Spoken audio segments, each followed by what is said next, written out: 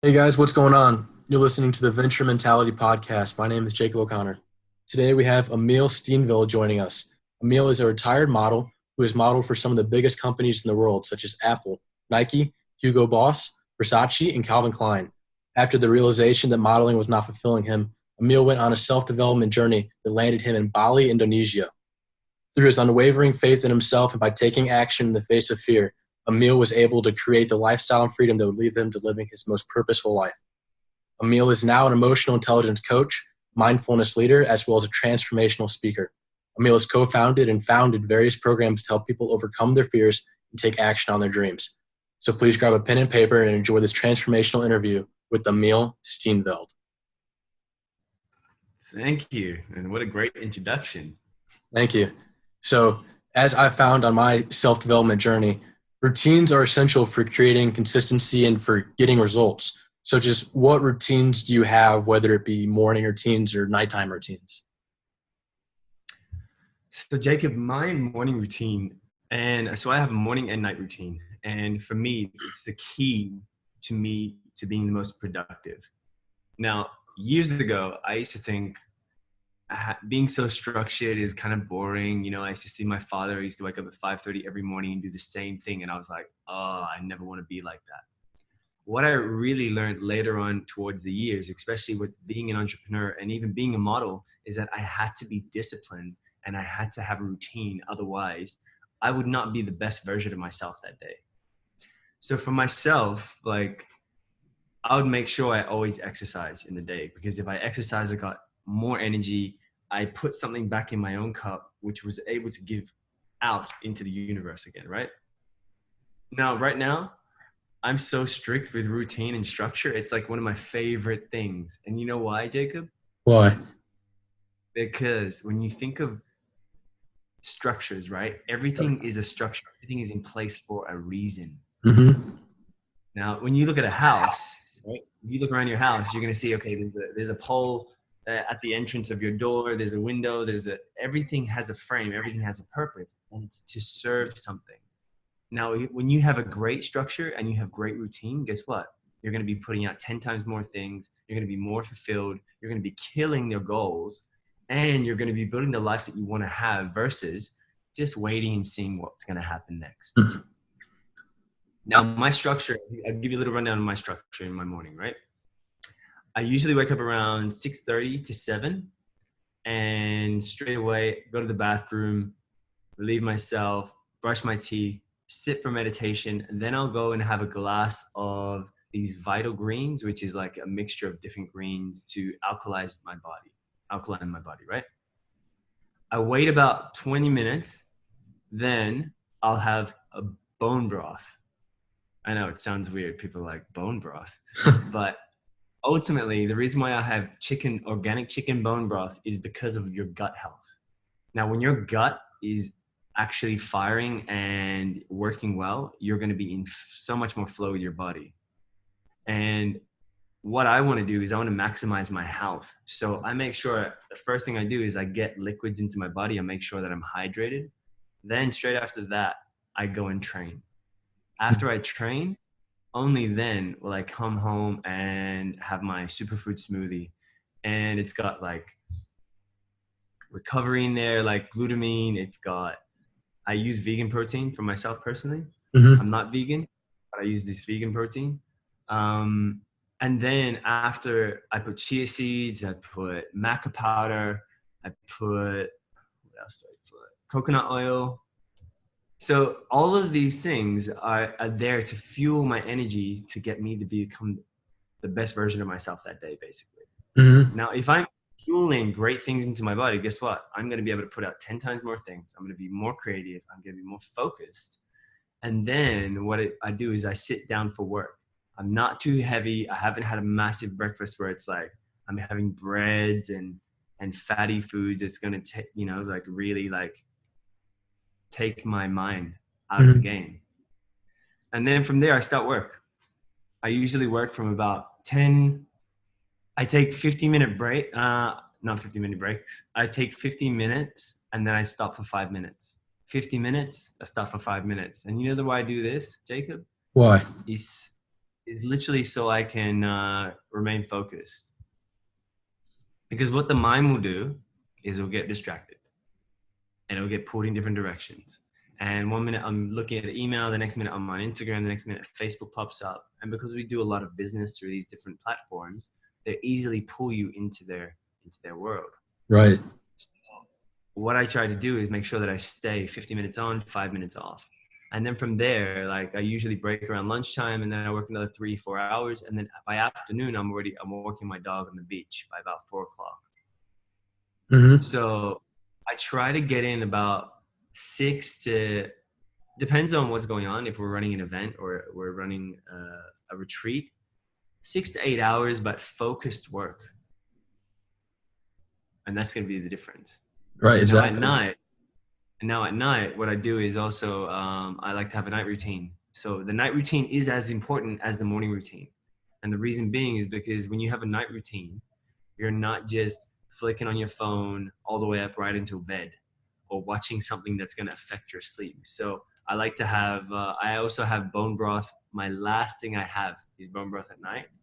And if you look up the benefits of bone broth, it's insane. It's great for your skin, your nails. It's great for your gut health. It really changes the way you feel, literally, because you're getting the collagen into your bones, because I train a lot. I train 4 to 5 times a week, So I have that before I go to sleep. But before I even do that, I like to have an infuser. I put some oils in there and I turn the lighting down so that it's not so bright, so my mind's not stimulated. I also use blue blocking glasses if I look at screens at night. Oh, that's cool. Yeah. I didn't know they had those. The reason being, huh? I didn't know they had those. Yeah, you can check them out. You can look at blue blocking glasses because what's going on is your screen has like a light.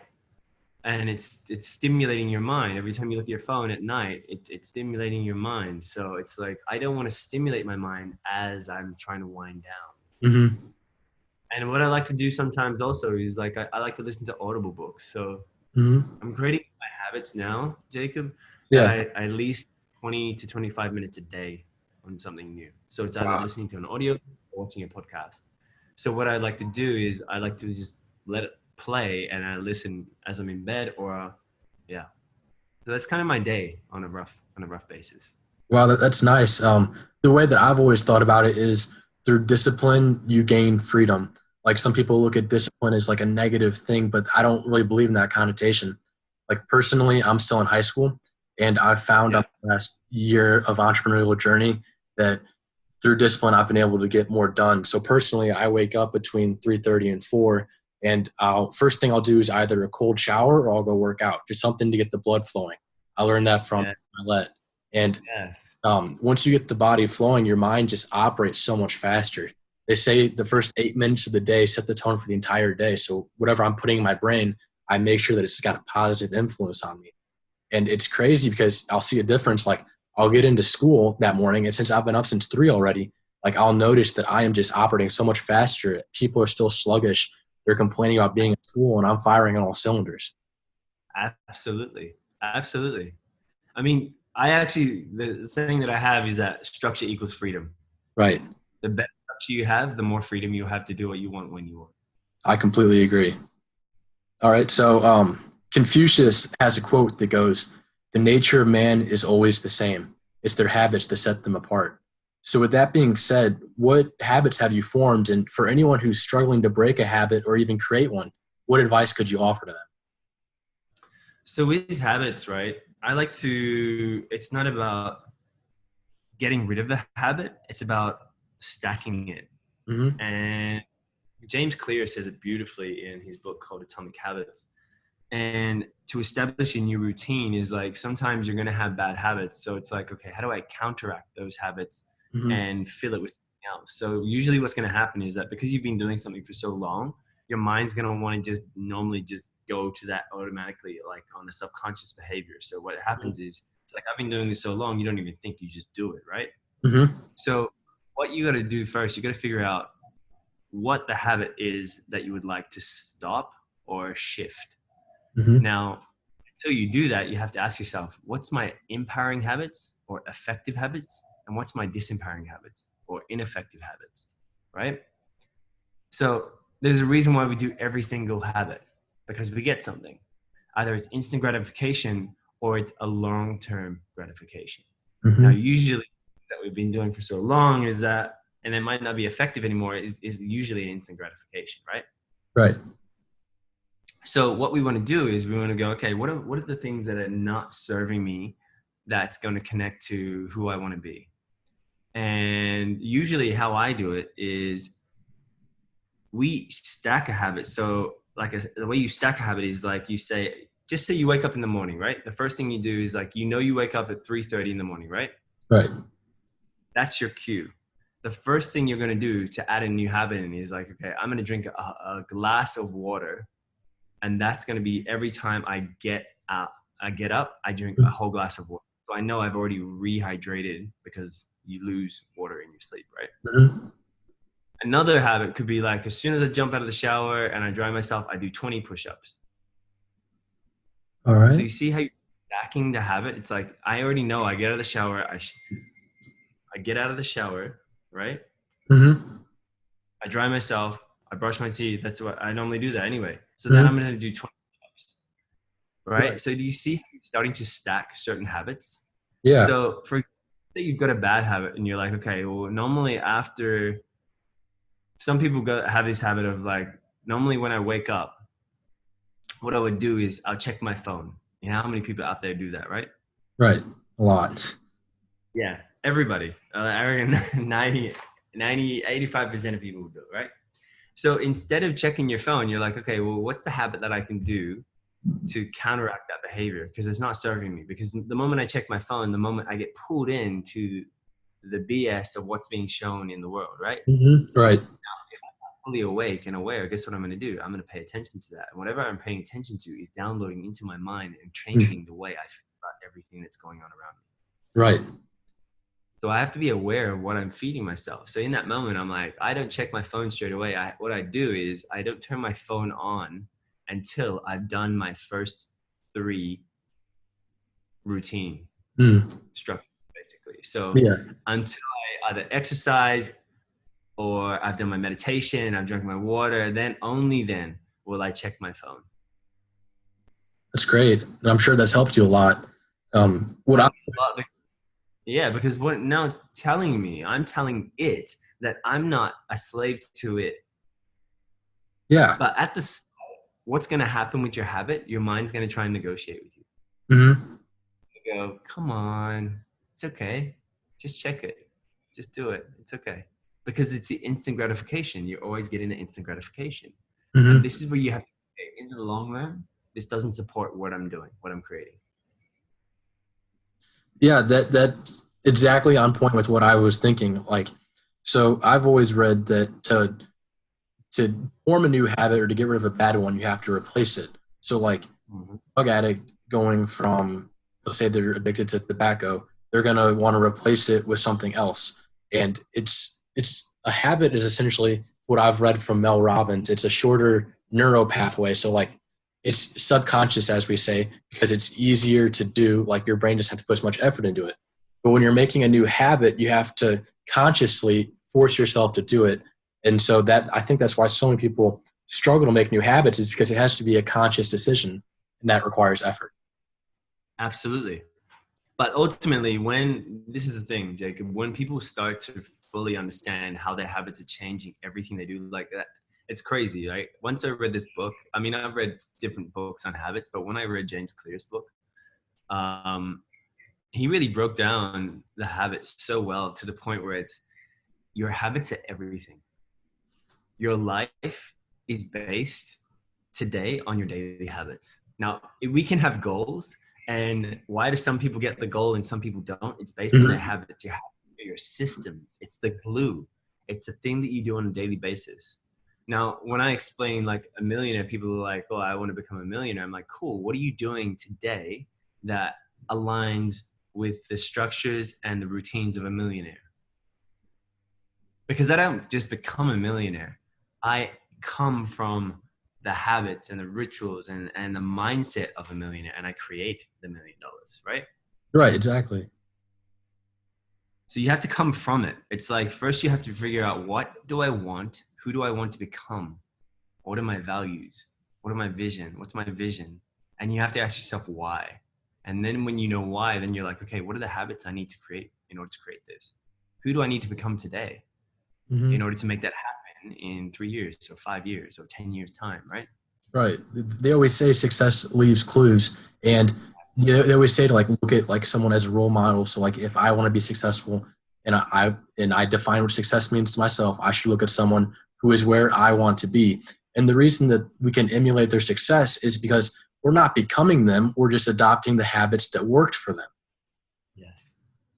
And the best way, when I look at that as well, and I always look at people that inspire me, and you can learn from their mistakes and fast track your success. Exactly. It's catalyst.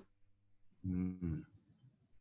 Okay, so at what point in your life did you begin implementing these routines and these habits, or have you always been on this path you're on now? Because you've done so much with your life, from modeling, from working with Joel, from doing the various Elevate events, from your programs and everything.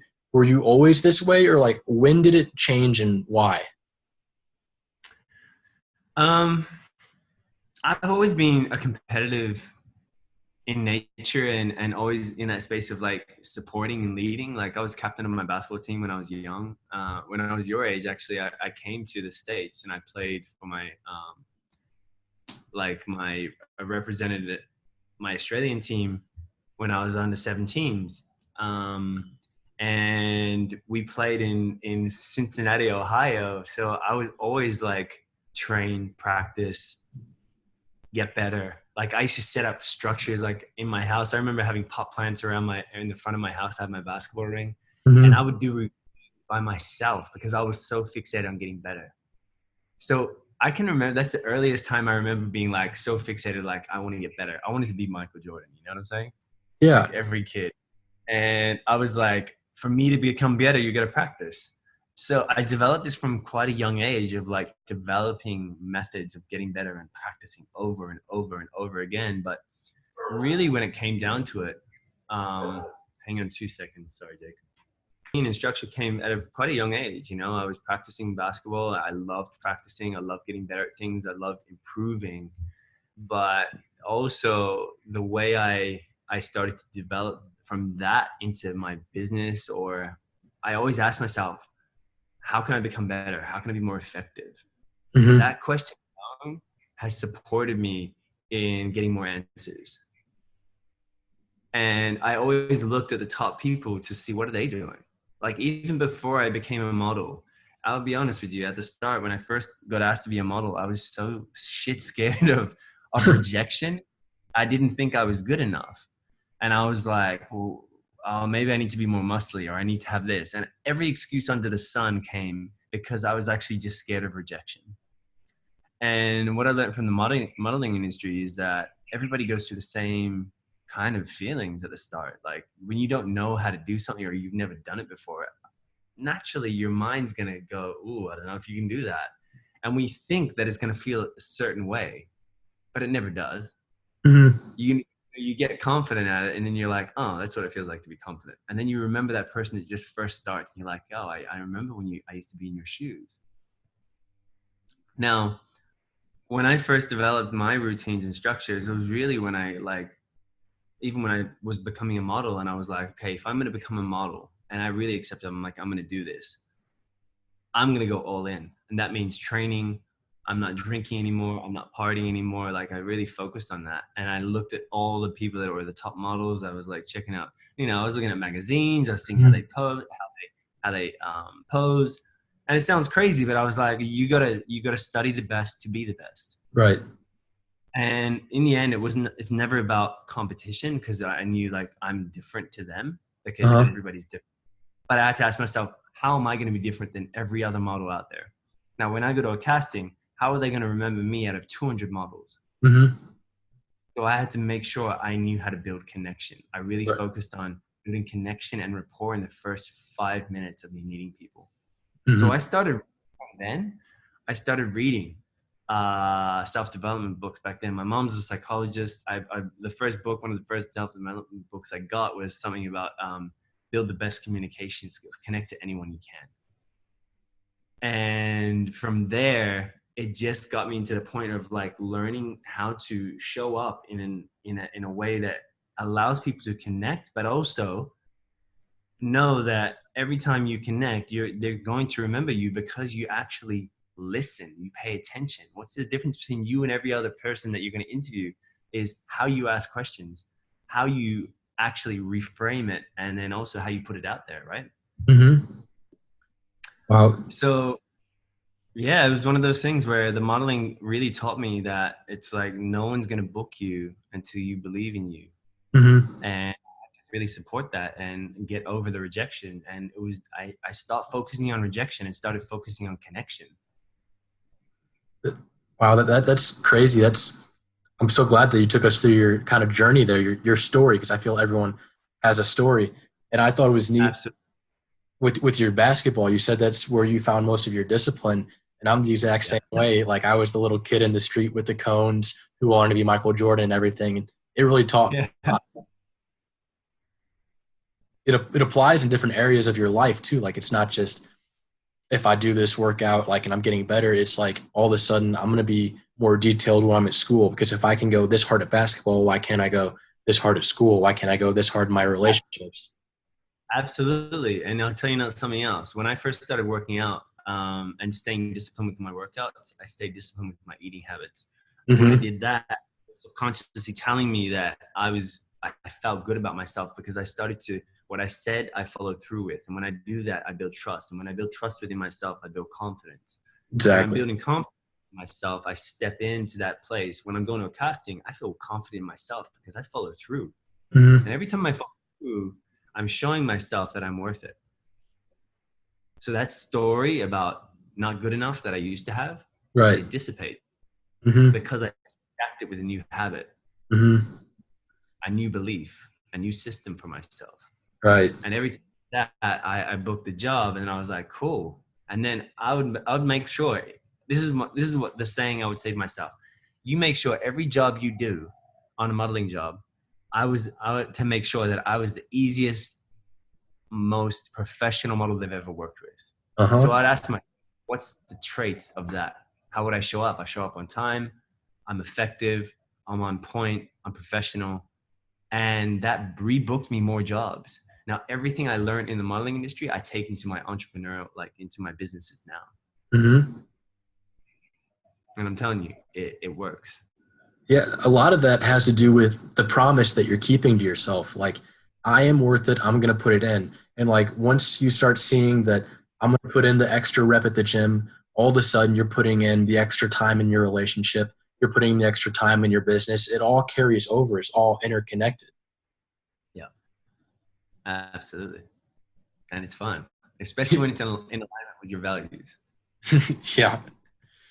So one of the problems for new entrepreneurs or even anyone looking to make improvements in their life is the stuck feeling. Whether it's in their business life, their personal life, their relationships, they just feel like they're going through the motions. What advice on getting people out of the stuck position and into a state where they can move forward and feeling better about themselves can you offer to us? I mean, when I think of stuck, I feel like it's usually because they're not asking themselves the right questions or they're not in alignment with their values. Now, you've heard this. I don't know if you probably heard this saying. It says, "You're not tired. You're just not in alignment with your values." Right. It's like people are like, "I'm so tired. I got no energy. It's this. I'm lazy." It's all BS. Mm-hmm. When you actually are in alignment with your values, I have this saying is that you think about your spine, right? And you've got Mm-hmm. different parts in your spine that goes all the way down. Now, when your spine's out of alignment, guess what happens? Your body goes out of alignment. And when your body's trying to adjust and it's out of alignment, guess what? Develops blockages. And when you develop blockages, there's no energy, no chi, no flow to go through the body to actually move in the way it's meant to move.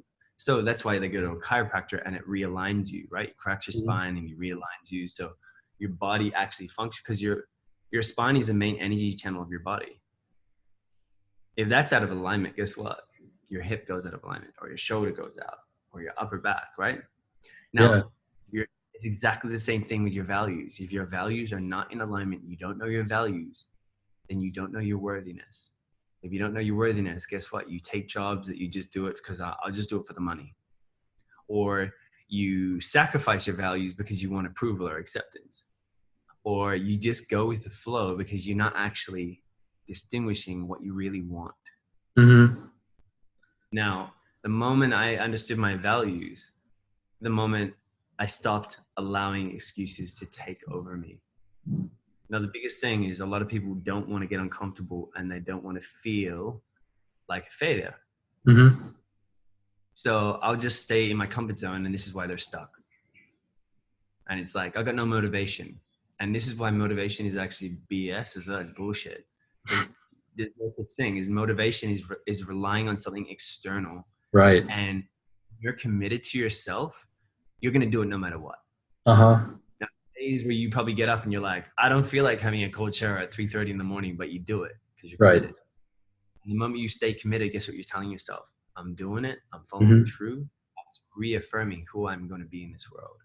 The fact that you're 17 years old and you're doing this, you're years out ahead of like people like 10 years ahead of you, man. Thank you. You know?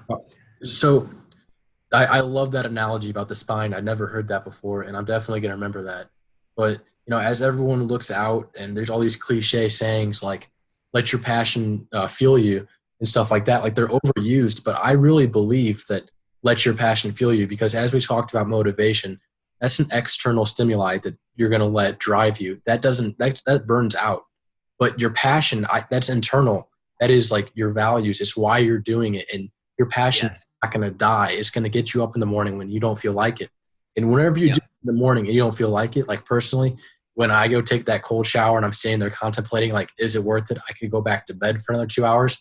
I'm like, my bed is so soft and so warm, and I really want to go back to it. But I hop in that shower and I start tensing up when the cold water hits me, and then I shut off that. It is the most wonderful feeling of bliss. It's like I kept that promise to myself, and I am worth it. Absolutely. I also do is I belong to I go to Emile Spa here in Bali, and I go sauna, steam room, ice bath. So I do that as well quite regularly, and it's one of my favorite things because I sit in the ice bath for 5 to 7 minutes, and it literally focuses me back into being in the present moment and my breath. And I'm telling you, the biggest thing these days is that people don't breathe. They're not aware of their, not mindful of their breath and their emotions. And this is why they're stuck, is because they let their emotions take over them, and it drives them instead of you driving it. Yes, I love that. So back to the values that you talked about. Because, we're talking about the passion and the fuel and what's going to push you forward. But first, you need your values. What advice could you offer? What questions could you offer that could help someone to find their values? All right. So there's actually a video, and you can probably connect it on your website. And there's a video. Actually, it is. I thought this was meant to feel different.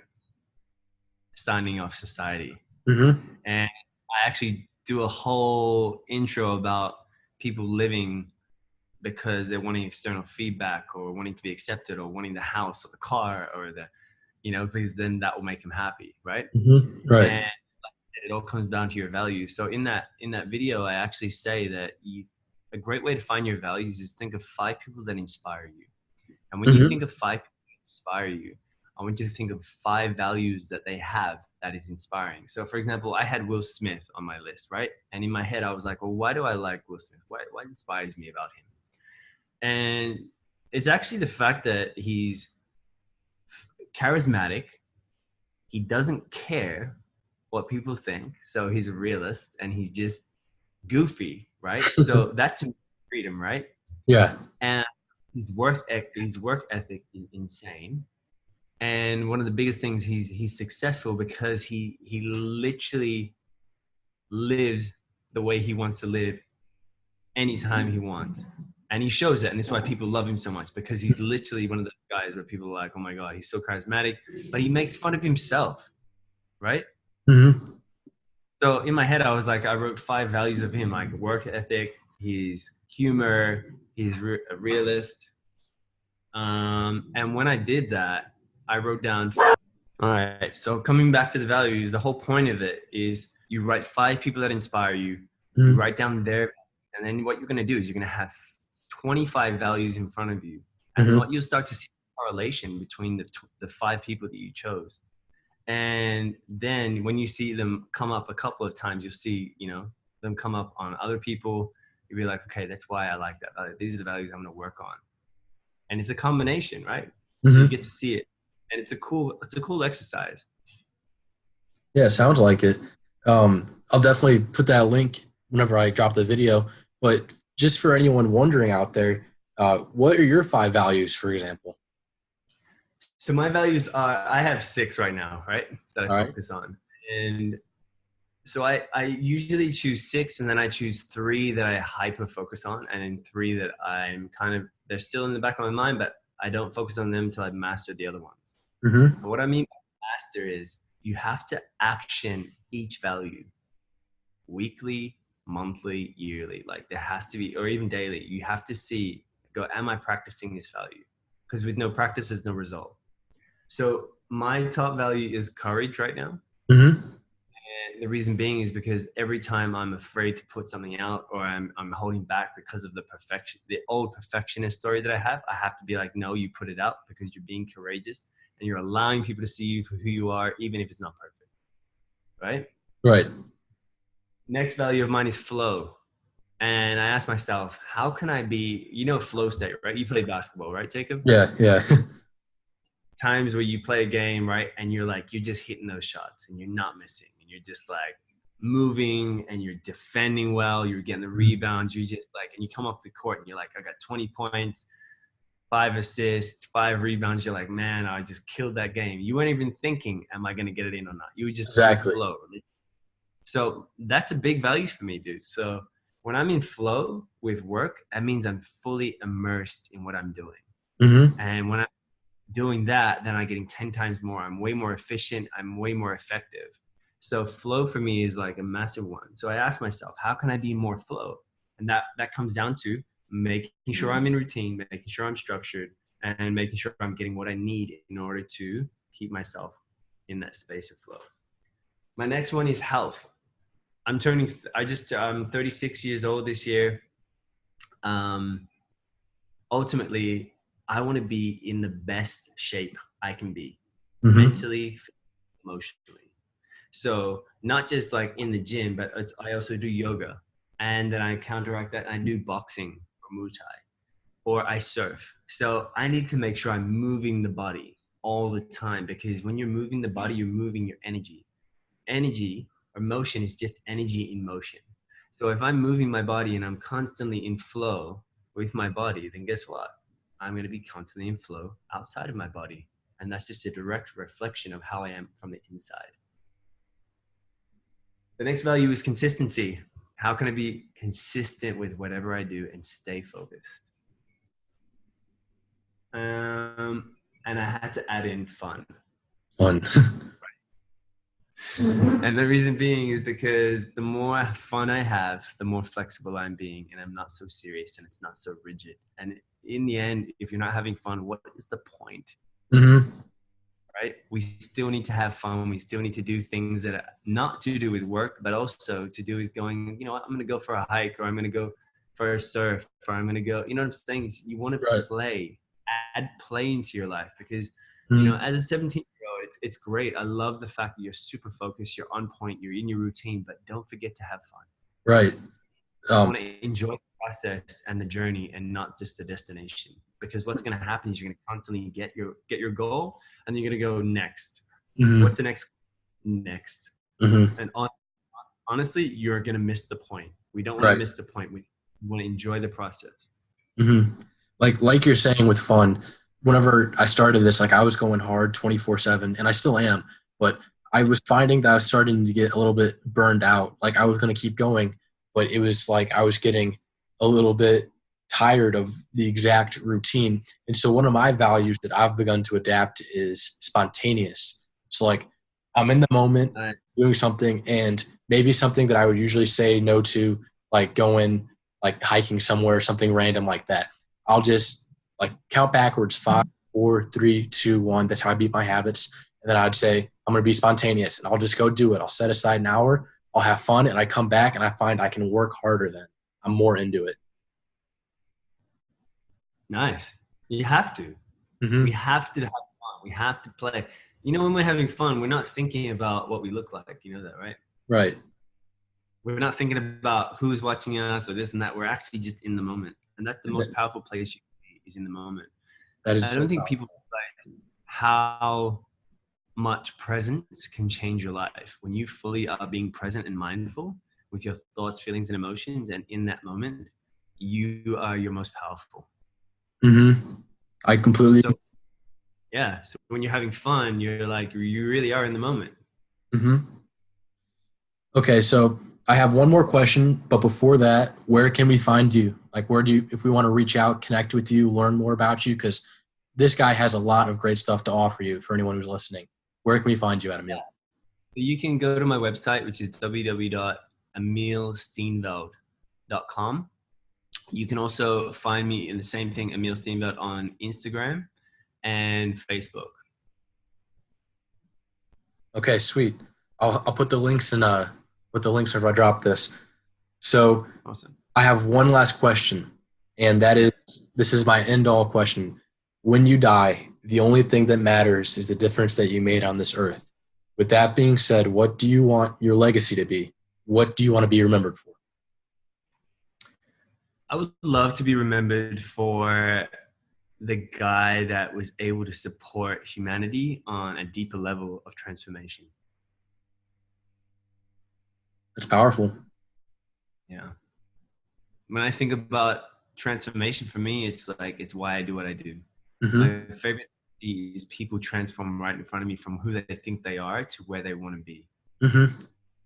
And there's nothing more gratifying than seeing someone come in, and even coming to my events, Elevate in Bali, coming with this story, and that I can only do this because of this. And we break their limiting beliefs and their stories, and that they've been doing for like years, like 15, 20 years. And they come and they get a new belief and go and apply it.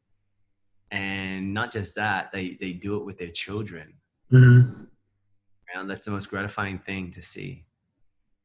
I'm sure. Thank you for hopping on this with me, man. And thank you, man. You're super inspiring, Jacob. And honestly, like I said, I get a lot of people reaching out to me, but what really inspired me about yourself is your approach and your willingness to learn, and that's leadership. And you are a leader.